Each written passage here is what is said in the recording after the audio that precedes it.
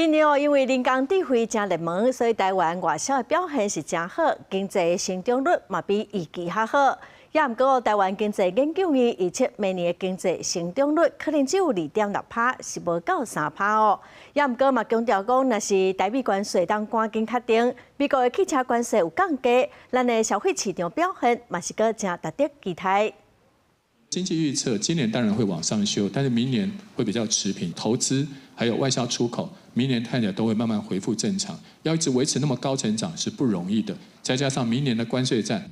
美国对顶关税政策影响，台湾受益伫 AI 事件，今年出口真好，前3季经济成长率分别是5.45%、8.01%加7.64%。台经院发布上升预测数据，推估今年经济成长率会当达到5.94%，也毋过刷落来的2026年，可能受到国际局势影响，达到2.6%，无保山。AI 一枝独秀。刚刚我们孙主任在报告的时候，中国的出口增加，但是是量大价跌。那台湾的出口增加是量少价高，那这次我们把它大幅上去到5.94，好，所以我们因为基期垫高的关系，所以我们是估大概明年是2.6。学者分析，2026年可能出现放慢的状况，上大原因是2025年的热潮造成基期有关。另外，美国关税冲击继续影响全球经贸动能会进一步减少，也毋过传统产业是可能出现好起来现象，像塑化纺织对品牌服装的需求有关真大，可能原该产业无平均的状况。